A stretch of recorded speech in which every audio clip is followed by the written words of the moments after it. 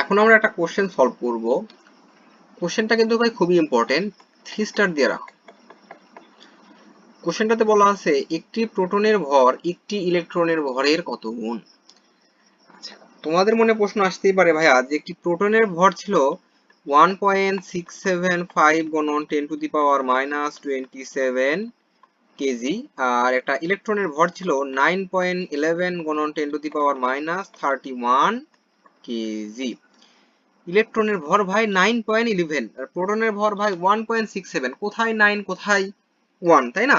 তো তোমাদের কথা অনুযায়ী ভাই প্রোটনের ভর তো কম হওয়ার কথা, ইলেকট্রনের ভর বেশি হওয়ার কথা, তাহলে প্রোটনের ভর বেশি কেমনে হলো ভাই? আচ্ছা, আমরা এখানে ফার্স্টে কি আছে সেটা তাকাবো না, আমরা দেখবো 10 এর পাওয়ার।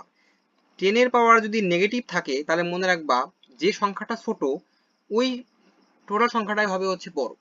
এখানে ভাই প্রোটনের সংখ্যা আছে 27, ইলেকট্রনের আছে 31।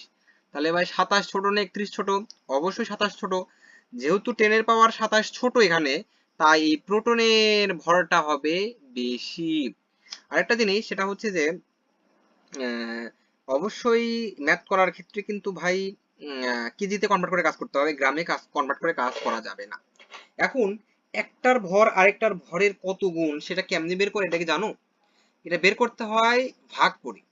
যেটার ভর বেশি, বেশি ভরকে বেশি ভর থেকে কম ভর বিয়োগ দিলেই, সরি, ভাগ দিলেই আমরা কত গুণ সেটা বের করতে পারবো। তাহলে ইলেকট্রনের ভর কম, তাহলে ইলেকট্রনের ভর থাকবে নিচে, প্রোটনের ভর বেশি, তাই প্রোটনের ভর থাকবে উপরে। তাহলে আমরা কেমনে বের করবো যে একটি প্রোটনের ভর একটি ইলেকট্রনের ভরে কত গুণ?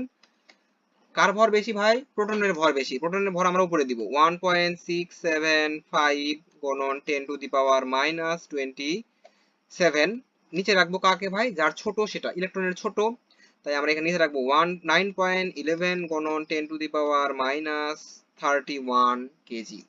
এটা যদি আমরা ক্যালকুলেটরে বসাই আসবে হচ্ছে 1836 গুণ। তাহলে এখানে যে প্রশ্নটা ছিল একটি প্রোটনের ভর একটি ইলেকট্রনের ভরের কত গুণ, একটি প্রোটনের ভর একটি ইলেকট্রনের ভরের 1836 গুণ বেশি।